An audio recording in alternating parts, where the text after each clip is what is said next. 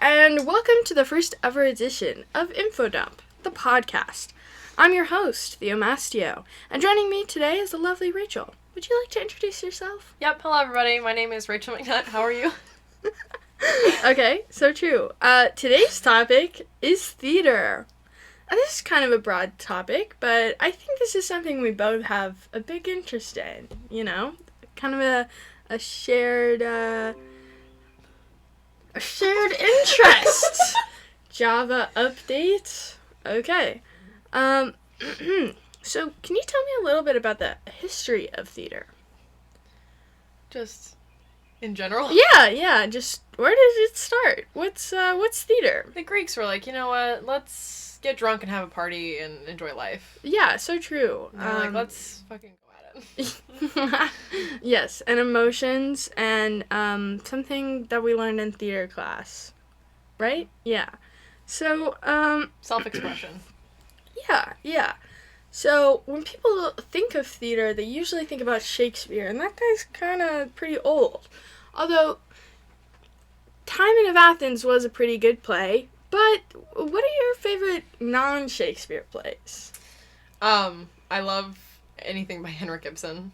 Okay. I love Henrik Ibsen. I'm not into plays too much. Okay. I'm starting to get into them more. I like Chicago for the women. Okay. And the music. Like, Chicago! Like, he had it coming. Oh, okay, so different thing. No, yeah. Yeah, I'm thinking of Victorious. Yeah, I'm Okay, thinking of the Broadway one. Yeah, okay. Yeah. Alright, true. I was thinking about Off-Broadway, you know. Oh, yeah. I know nothing about Off-Broadway. My knowledge is very limited. Yeah, no, I'm lying. That was a lie. Yeah. Okay. Wow, so this is how it's gonna go? Yeah. Two liars in a closet. Yeah, okay. So, recently you've been directing a show, and I know that usually you're an actor, so how's that process been? It's been awesome. It makes you realize everything that you've ever worried about as an actor is completely meaningless and you don't matter. In the nicest way possible. Okay. You're important and your role is important. Yeah. But how you pronounce your vowels or how well memorized you are at an audition or I don't know, just like random stuff like that where you're like, oh, I did bad. They could care less. Okay, so it's has this obsolete. helped your acting? Oh, yeah. Okay. Oh, yeah. Because then you realize, it just matters that I show up and behave. Yeah, And put forth a decent effort. Right. I don't walk in and scream and break a table and demand a role. So. No, definitely. Although last year I was bribed with milk for casting of a show. Mm-hmm. Unfortunately, I had nothing to do with the casting, but I did enjoy the milk. Yeah, that's... have you been bribed? I have never been bribed. Unfortunately. I'd like to be bribed at some point. I think it would make me feel important. Yeah, no. Like, I've seen your work, I think you're great. Here's an entire Snickers bar, just to think about it. Right, it was just like, it inflated my ego a little bit. The fact that milk inflates your ego, I think, is a separate conversation. Maybe. Okay, well, maybe we don't have to talk about that right now. Anyway, do you deal with stage fright in either roles, as the director or as an actor? I deal with less stage fright, almost, I guess none, honestly, when I'm in a crew position or a director position, because that's more creative process, I feel like. Yeah. Than putting on a performance. As a director, you're just trying to execute your theme and your goals. And right. That's pressure, but it's not the same as putting on an entire character, bringing it to life and whatnot. So I feel like a director's more guidance than anything. Yeah. So that's there's way less pressure in that. I have stage fright. I don't have stage fright. I get really nervous. Mm-hmm. So it's like I've found just pushing through, and that's sort of horrible. But it's just like, suck it up. Like I'm just like, just go do it, because it's something you love. I'm not gonna let my anxiety be like, not today. Right. Understandable. I'm gonna just do it. So this is the time where we get into our questions. We're going to quiz Rachel. So my first question for you is, what is the difference between a play, a musical, an operetta, and an opera? Okay, so a play Okay. is acting on stage with no singing Okay. or instrumentals, like, accompaniment. Okay. A musical is the opposite of that. Yeah, okay. I don't know what an operetta is, but So- an opera, I don't care. Okay. An opera is when they do the, like,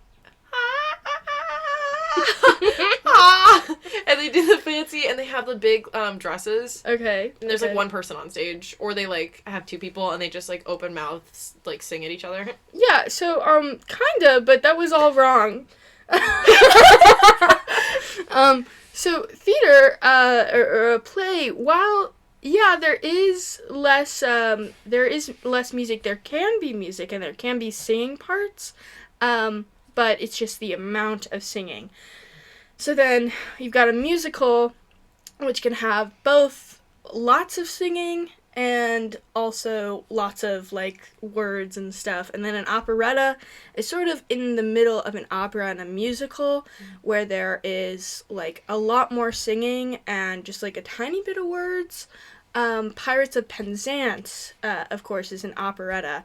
And then, opera is usually in a different language, too. I think that's exactly what I said. Well, I'm pretty sure that was wrong. I think it's pretty close to what I said. I think that if you said Johnny Depp, that was wrong. I did not say Johnny Depp, first of all. Okay. It's exactly what I said. All right, sure. Okay, so my next question, now that you've gotten the first one wrong, which French playwright, and we're going to have a moment of silence here for anyone who is French, please stop that. I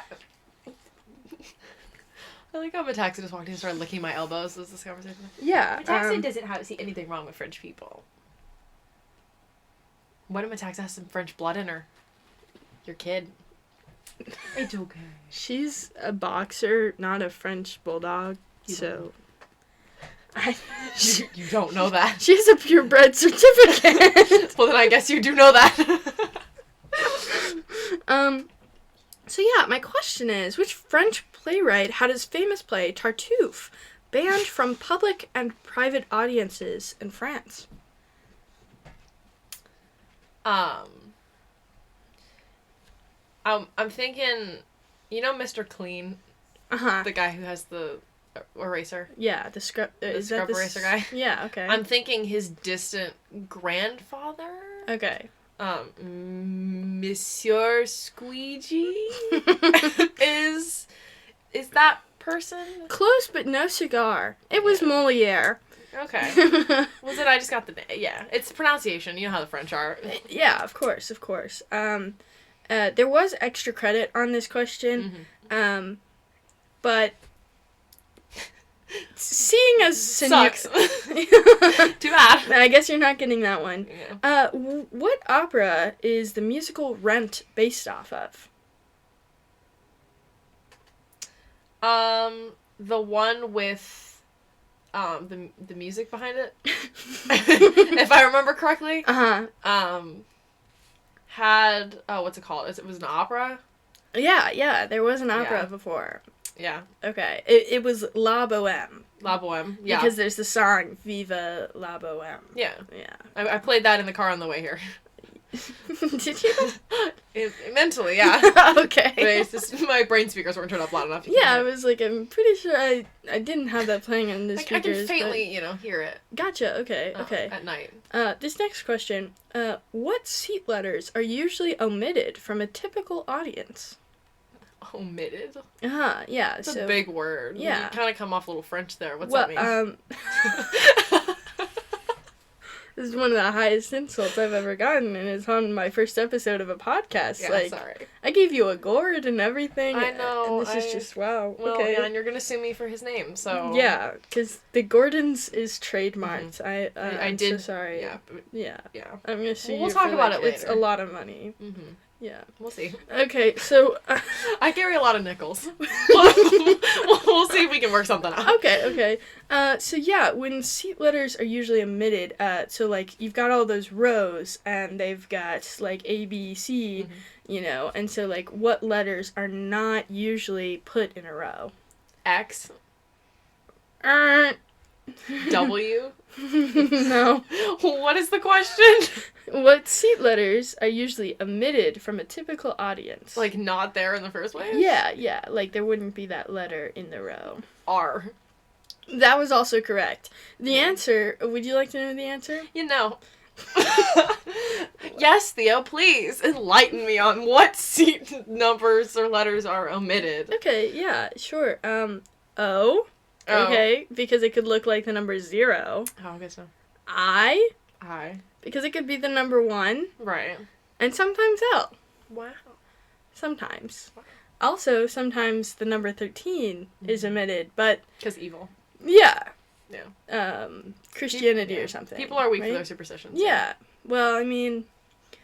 Considering how many times in Broadway Theater someone has said good luck to me, I feel like no one actually cares about the superstitions as much as I do. Yeah, no. I don't know what he thought I had going on that day, but my environmental science teacher saw me in the hall and was just like, break a leg, loudly, and just pointed at me like this. And I was like, yup. Yeah. I was going to math class. Mm-hmm. I don't know where that happened. So you weren't breaking a leg right then? I was not, but my teacher did come see my show. So I have an idea. And she told me to say my line. Okay. And, like, it was like... Did you say your line? She's like, say your line. And I was like, what? She's like, say the line. The funny line. And I was like, stab me again? And she started cracking up. In front of the whole class. Who's your teacher? Miss B, Miss Brooke. Oh, I love Miss B. I love her so much, but she's like, say the line. I was like, what? She's like, say the line, Rachel. And I was like, okay. Stab me again. She's like, that's so good. I love that. Okay, so this next question, well, actually, the idea. Next time someone says break a leg, you should instantly, like, fall and, like, pretend to break your leg. Yeah. And just, like, scream out in pain, no matter where you are. Mm-hmm. Like, you could be in the middle of a hallway, like, in the middle of a road. You just broke your leg. Yeah. And then... My kneecaps are just gone. See, this is something you'll learn in Theater 4. Mm-hmm. Yeah. Yeah. This next question was given to me by an audience member of this podcast. Mm-hmm. Do I get to know who so I can bully them? Maybe later. Okay. Okay, what's another name for an audience? I am gonna... Have you heard the story about why this makes me mad? Yeah, but I think, are you allowed to retell it? Using no names? Yeah. The person who hears the story will definitely know who I'm talking about. Okay, well, that's fine. Well, is it... I'm a little too blunt for you to be putting me on the spot like this, because I will go for it.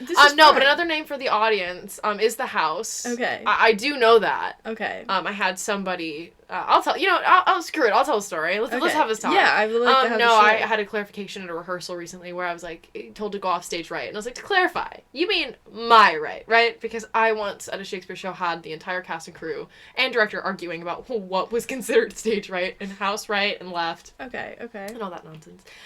So I was clarifying, and somebody who was standing near me was like, oh yeah, it's definitely called that. It's definitely stage right. Obviously, everybody knows that. I was like, well, I was just clarifying, because I've had this run-in before, and I'm not gonna go through this again, please. And...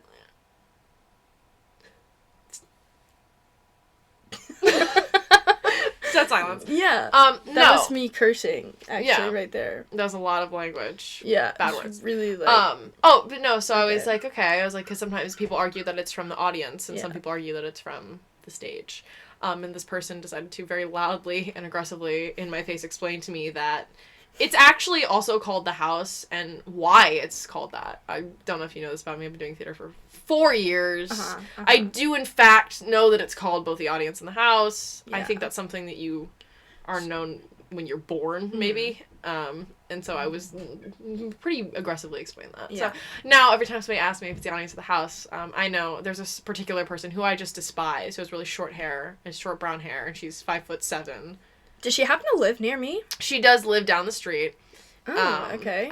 She shows up at my house, and I have a funny story. I'll tell you about that later. Yeah, does she work at Starbucks? She does work at Starbucks. We're being very general here, of course. Of course. We don't want to, like... She has 2 sisters. We don't want to let... We don't want to be too specific. Actually, I have a funny story about this person that's not named. Unnamed. What should we call this unnamed person? Guido. Yeah. Yeah. Let's talk about Guido for a second. second. So Guido, Guido, I met her parents once, her dad and, that was an interesting time. Yeah, he wears clear glasses a lot. And also her Guido's sisters now know me as the kid who cries on their kitchen floor. Okay. So that's how like we know each other. Yeah. Because I cried on Guido's floor making cookies once. Gotcha. Yeah. I was taking a shower one morning. And I opened my door and I just said hello, and Guido said hi, and I walked downstairs. Guido was in my living room at I want to say 8:00 in the morning. I got out of the shower and Guido was hanging out in my living room. Wow. Because quote the door was unlocked. That is so interesting. It was very nice. Guido's like I don't watch Lord of the Rings because I'm not a loser. But okay. Wow. You know, goblin creatures. Like that. Guido gives off, what's the thing that's like, my precious. My precious. Okay, yeah. I don't know what that is. Yeah. I've never seen Lord of the Rings. I wouldn't know anything about that, actually. You seem a little suspicious. Really? You doing okay? Anyways, the next question. Moving along, please stop. As an actor, can you touch other actors' props? I can feel the spirit surrounding me right now. See, this question was also submitted by another audience member. Yeah, I get along well with this audience member. Who might have some particular rage about this. Yeah, so the answer is always no. Okay. Of course. Unless specifically advised to. Okay. Wow. By the spirit. It's like a god. See, this is the first answer you got right in this quiz. That's not true. I got the last one right. Also, it is called The House. Okay, right. You could get a little notepad out if you want to keep track of how amazing I am. Yeah, sure. You got some cool pins. I'll just, like, write it here. Yeah, there you go. They're not writing anything. Just... You didn't have to let the audience know that. Yeah. Okay. Well, I thought it was about transparency. I didn't know you wanted so to now be known that as a liar on the first episode of your podcast. Well, I think we established that within like the first 2 lines that I am a liar. So, the quiz is over and you failed. Thank you. And so I don't know why you told me theater was your interest because. You can be interested in something without knowing all the nerd questions. Oh, okay. Well, sure. I guess. Hi, puppy. That's a nerd question. It is a nerd question. You're the one who brought up Lord of the Rings, so... Yeah. I've never watched it, though. You seem a little nervous about this, too. Why are you bringing it up again? Am I gonna, like, open one of your drawers and see, like, a shrine or something to the goblin creatures? No, but there is a lot of, cage heads here. Hold on. What are we doing? This is... Hold on. Oh, God. What is... Oh my goodness. Okay, so... Would you describe to the audience what you're looking at right now? Yeah, so Theo has just pulled out a box full of rainbow sticky notes? Yes, sticky notes. Sticky notes and other various items. And there's a big title on the front that says note-taking. And there's a bunch of Nicolas Cage cutouts of just his face that are stuck to the front, but they've all been curled up in some way, so he's severely deformed. Yeah, so there's another box also with the same thing going on, right. But you've been caged in. Wow. That's horrible. That's the whole joke. Thank you and good night. That's the end of the podcast. Wow, that's wonderful. No, there's actually more questions. No, it's fine. I'm already leaving. Okay. So this next segment is personal questions about your topic. So what got you interested in theater? The Vampire Diaries. Really? Yeah. The acting in that show was just, like, really good, and you were like... No, it was just that I was like, you know what? They're playing pretend for a living, and I think that's really cool. Because when I was a child, I didn't understand what acting was, that it wasn't real. Yeah. So, like, oh my gosh, I can do this. Right. And I was like, I want to be in movies. And, that obviously is unrealistic for a 12-year-old to just go and be in movies suddenly, unless you're that one damaged actor from Home Alone. And I was like, I don't remember his name. Macaulay Culkin, Macaulay Culkin, yeah. Rest his soul. He's still alive. He's just going through some stuff. Yeah, actually, I think he's doing good now. I'm pretty really? sure, like, I think he might be marrying Demi Lovato or something. Oh, that would make sense. Yeah. That seems like Demi Lovato's type. Yeah. But so, yeah, and I was like, you know what, I'm going to do that. And then I went to a local theater, and it was horrible. Okay. But I was like, I went in and I was like, oh, people listen to me and value my opinions here. So and I was true. like, you know what? I'm going to stay here. I like this. And then I just sort of spiraled on, and I just had opportunities in front of me to do it. And So would you say that you're interested in theater because of the power trip that it gives you? No, I would not.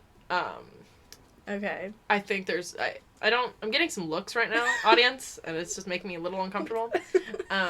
No, it is not about the power trip. Okay, okay. Whatsoever. I just like being in the environment. Yeah, okay. I just enjoy it very much.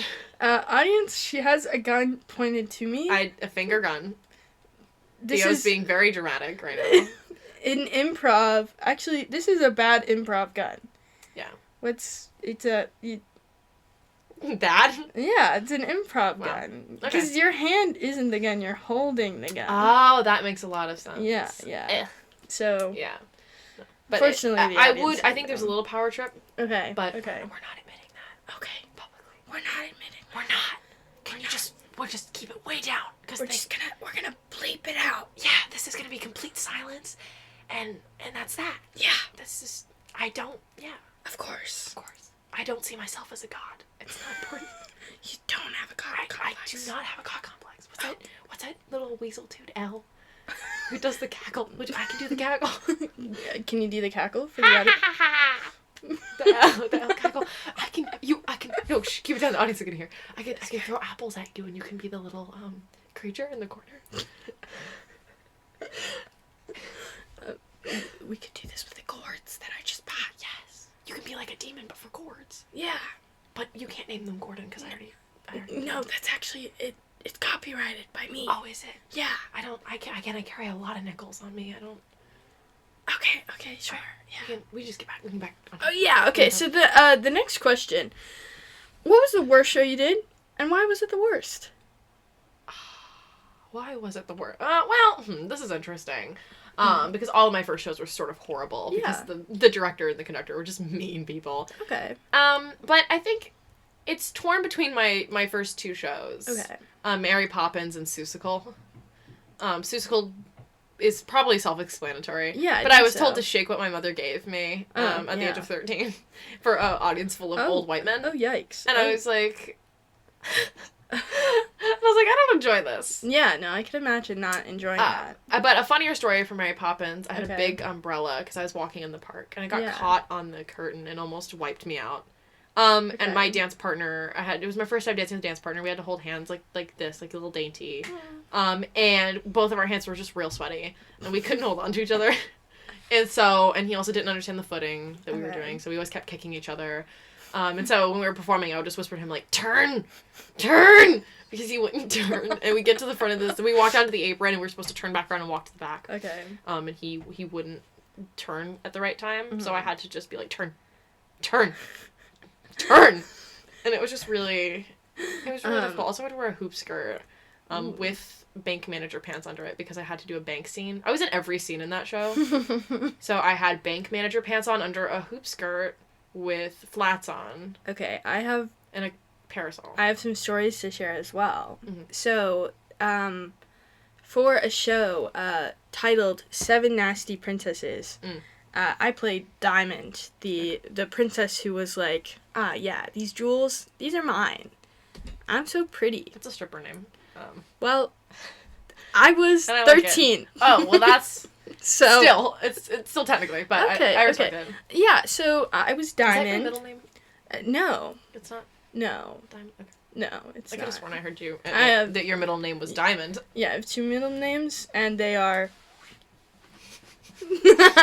Theo just got down on the ground and proposed to me, and I rejected them because I have better things to do. You did not have to blast that. Continue your story. It's cute. There's a Twitter account, women posting their W's, but instead it's a Twitter account, Theo posting their L's, and I think that would be one of them. Yeah. But another one of these L's was the dress I wore for that was this big poofy purple dress with a bunch of like rhinestones on it, and I was making fun of it with one of my fellow theater friends, and then my director comes up behind me and tells me that this dress was her daughter's wedding dress, and it is like a big purple big dress. Right. So Yeah, so Wow. that was just, like, an interesting So you laughed time. in her face and said, no way. No, I cowered and walked away because, Worthington, if you're out there, you are scary. Wow. If you say that 3 times, I think she's gonna show up. Oh my goodness. She's I'm still sorry, in my who nightmares. gets married in A purple wedding dress that sparked, like, with rhinestones. What did the groom wear? I don't know. I That's didn't. what I didn't get to scares see me that more. part. Yeah. No, I didn't get to see that part.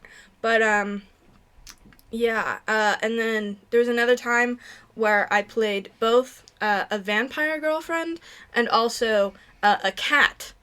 Well, more in particular, Puss in Boots. Mm-hmm. So I had to have both of these costumes on, but the issue was that I was wearing 7 layers. Under hot stage lights, Right. and in the middle of my performance, I fainted.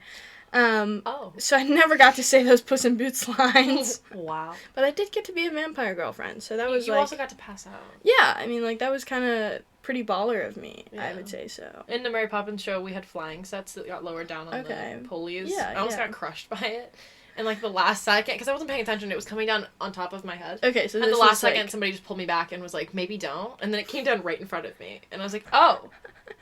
I almost got murdered by the Mary Poppins park scene. Okay. Also, the girl who played the old woman who sings in the park, like, feed the birds. I don't know what it sounded like she was saying, but it sounded like she was saying, like, cuppins a bag or muffins a bag. Okay. And so nobody could figure out what she was saying. So tuppence, but... imagine you were murdered by that park scene. What would your epitaph be? Wow, that's a good question. Yeah. I don't know what that word means, so you're gonna have to explain it. Okay, so an epitaph is like the words you say, like a few words you say when someone dies, like you know, or like something that you'd put on a gravestone. Like, we can use her to feed the birds. Okay, yeah, I think that's a pretty good one. Even in her death, she didn't distract from the soprano that was Mary Poppins. Yeah. Okay. Or like, hey, maybe don't. Yeah. Hey, maybe don't. Yeah. I say that a lot. So my next question for you is, recently you happened to work on a movie with, you know, a director who was named Theo Mastio, you know, just an esteemed director. So this was your first movie, right? Titled That Sinking Feeling. Can you tell me about your experience doing a movie rather than, you know, your typical acting in a theater realm? Yeah. How was that? Just confusing. Okay. The idea that I could redo something. Yeah. Why? Like, you could just do it over and over again. Yeah. Until, like... Because I still had the same pressure of, like, we're going live, but it was like, you can do it over again. And I was like, but can I? Well, right. I mean, like, you can be murdered again. Like, stab me again, right? Yeah, I was reading the Cappy's reviews. And that's what I just said over and over. Like, she was in character up until her death. I was like, I fell on that floor so many times. I think you can... the director can attest to this. Yeah, I actually didn't read any of the reviews for that. You I was probably a little... should. I definitely should. But I fell on the ground a lot of times. And they were like, you know, this is really funny. And I was like, thanks. Appreciate it. Yeah, I mean, I think it was really funny. Yeah, also, you just scare me in general. So okay. Yeah. You just sit there quietly in your director's chair and give me no feedback. And I was like, this is nice. Well, yeah, because I wasn't doing anything that needed you help. didn't need feedback. But to have Theo just quietly sitting in a chair. The esteemed director. Well, in some circles maybe, while you have a weird, thick Mid-Atlantic accent on and you stab and fall on the floor 60 times. Yeah. It was certainly a weird experience. Yeah. Also, the camera was just odd, and I was so pale that every time we did a shooting, we'd have to redo the lighting. Yeah, because I disappeared. Yeah. It was weird because we'd have to adjust the lighting. It was only for me and Sam Vila. Yeah, it really were just was. So but ghostly. Hey, you know, like, we didn't have to adjust the sound mic for you, like true. we did for Matthew. Who the heck is Matthew? Mitchell. Max. You can... Murphy? Murphy. Oh, Murphy! Oh, dear God. Yeah, Murphy. He's a tall son of a bitch. Yeah, you know, Mike. Murphy? Murphy? Sorry, Murphy. Right. Yeah. But yeah, Murphy was really tall. I am tall, but I'm more pale than I am tall. Yeah, of course. I am very tall, but I am more pale than I am tall. So. Well, you know, I wouldn't understand the tall experience or the pale experience, but, you know, that's kind of you could try it sometime. Just be tall. Well, you That's know. one of my... Let's go off topic here. Because, you know, okay. one of my... I hate that short people have the excuse, I'm just short. Well, just be tall, maybe. Well, okay, so I learned... How's the weather up here? Great. You wouldn't understand it because you're so short. Like, Yeah. just stretch your knees out. Okay. It's not... Well, It's not that hard. Actually, well, $80 you can buy stilts that are, like, a good 5 feet tall. Is that what those are? No, those are... those are bed frames. But, yeah. You could technically. Yeah, I feel like I could just, like, attach some, like, shoes to it. Flip-flops, get some cheap ones and duct tape it. Oh, yeah. No, I already have those, so, like, I'm ready to go. You already have flip-flops covered in duct tape? Yeah. Oh, yeah, of course. Yeah, of course. They're, like, right behind you, actually. I'm not turning around. Like, they're literally right behind you. Yeah. Like, if you look behind you. No, socks, I'll never see them. Okay. Yeah, so was anything shocking or, like super differ, or, like, what was the same? What was the same in the movie experience? I mean, my nail just came off. Wow. Breaking nails. Yeah, going through some stuff. No, but what was the same, was just the acting part and the directing part was similar. Mm-hmm. But usually when it's on stage, it's like, all right, you're on your own now. We've trained you. Don't embarrass the entire theater. Have fun. And then for filming, it was like, oh no, let's just do that in a different way. Or like for editing, let's try this a different way. I was also on the editing end of it too. Yeah. Which was just... How's that? I heard you had a long process. Like, Yeah. I did rant to somebody on the stage once about it. Really? Yeah. Yeah, I think I might have been at that table. You might have been the only person at that table. Yes. Yeah. I had a lot of editing to do, so I was up for like 3 days straight editing a boat. But also the fact that we made a boat out of thin air, just weird. Yeah. Like, we filmed 2 separate people, and we're like, let's build a boat, and like, moved stuff around on a program. No. Let's add an ocean. Let's... Yeah, we're just gonna put that but there. the biggest problem I had was Tristan had a green bottle. Yeah. And for some reason we didn't think, hey, green bottle and a green screen. No. May not work out too well. No, we did not think about that so one bit. oftentimes when I was editing, he would lift the bottle and it would disappear into the moon. Mm-hmm. Or he would hold it in front of him and it would look like it was going through the boat. Yeah, so the ocean. My biggest critique actually of the show was that you could see the moon and the stars during the show, and that just like wasn't historically accurate, and it just like really bothered me watching. Is this where we go off on a zodiac thing where you say, I have the charts from the day that it sank? You're wrong, and let me tell you why, but first I'm going to cry because of a cancer. Right? Well, actually, both of us share a Sagittarius moon, and Sagittarius is a nothing. Well, it's a fire sign, so we're like okay, well, anyway, next question. So tell me about this play you're directing. Yeah.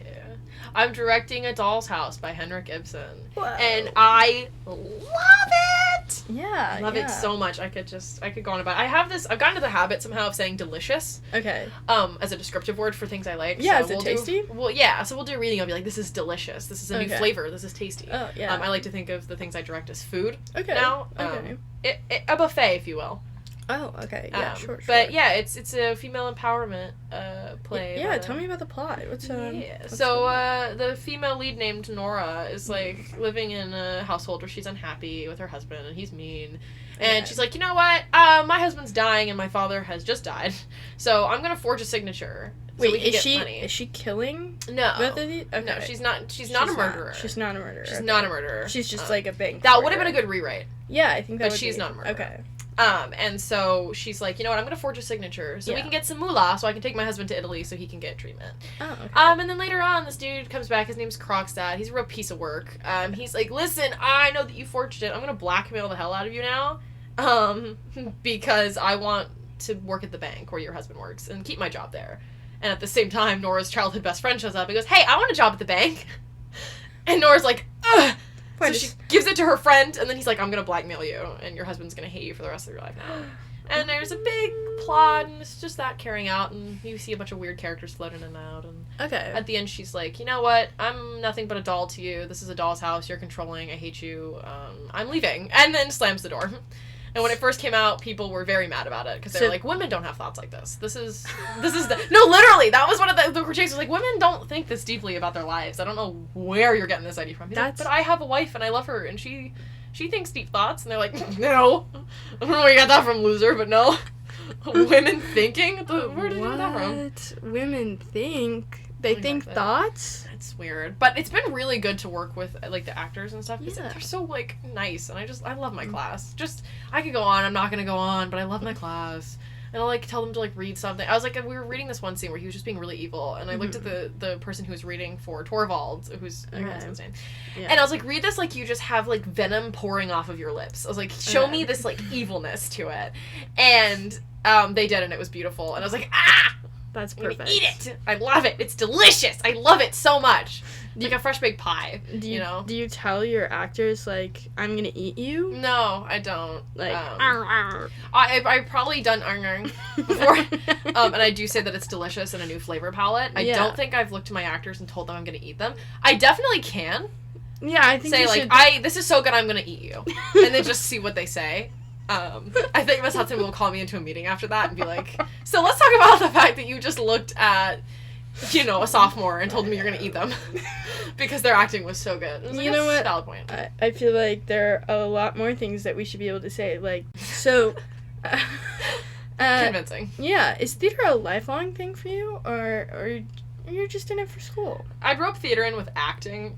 Because I'm more interested in pursuing acting, regardless of if it's on camera or in theater, but yeah, it is for sure. I like working tech a lot for lights and soundboards and gels, and I just eat that up. So I just eat it up. So I think I'm gonna have to cut that out. Yummy. You know, I see those gels and I'm like, that's like Laffy Taffy to me. You know, you know those, like, My Strange Addictions? Rachel McNutt is a junior at Broad Run High School who spends her time hiding in the tech booth consuming gels. I've been eating gels for a really long time now, and it's just, I love the texture and the colors, and sometimes my teacher's like, Rachel, what happened to the gels? And I'm like, they're inside me. Just like my classmate who did a really good job acting. Everything I love is now inside me. Too bad. Yeah, I get like a little bit left in my backpack if you want. I have an elbow or two. If you're, yeah. No, but it's a lot. It's a career thing for me. I plan to pursue it until I die. Yeah. Dramatically. Do you have any like future projects you think you want to work on, or, I mean, like I know that you're in the school musical, so There's a lot going on right now, of course.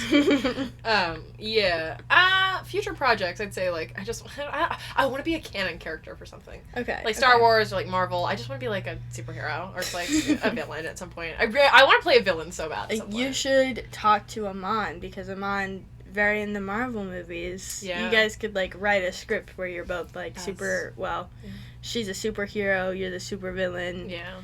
And so that's making out. Yeah, and then it's a love story. Because that's the only thing we know how to do. Yeah, it's like Megamind.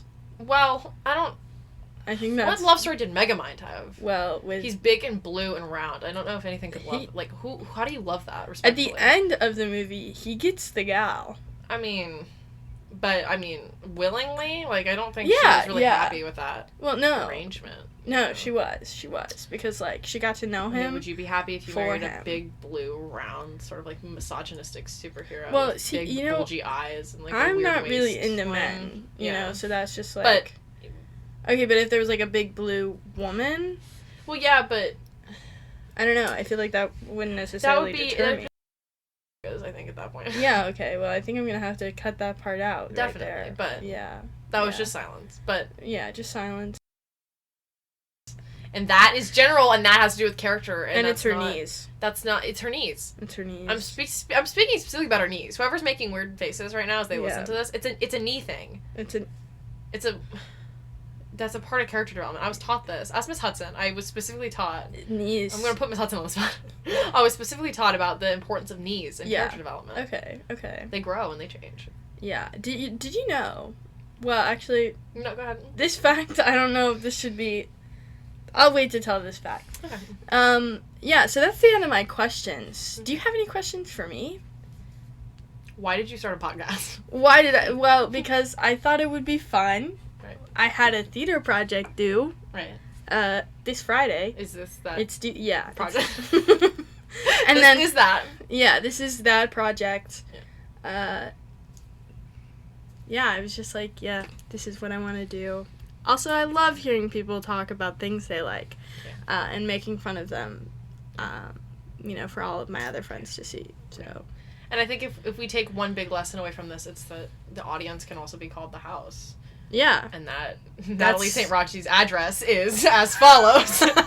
Yeah, and then that's the end of the podcast. As it should be. Anyway, thank you for listening into our my podcast. Hours now. Yeah, it's hours. I live in this closet, unfortunately. Are you paying rent? This is not something we're discussing on the podcast. We're not discussing my financials. I told you I have my nickels. You already owe me for the Gordon's lawsuit. And I will pay you in nickels. We've had this discussion. You think I'm poor? You know how many nickels I have? But then what about the rent? Nickels! Why? We've had this conversation. You for pennies? No. They're under a bridge. See, I gotta you go know get what? them. We're in a coin shortage right now. Yeah. Where are you getting these nickels? Are That you is- the reason we have a coin shortage? That is for me and Pablo Escobar to know, and that's it. Okay. It's not important. Yeah, so thanks for listening to Infodump. This was a good intro into theater. Thanks. Sorry. I hope you have knees.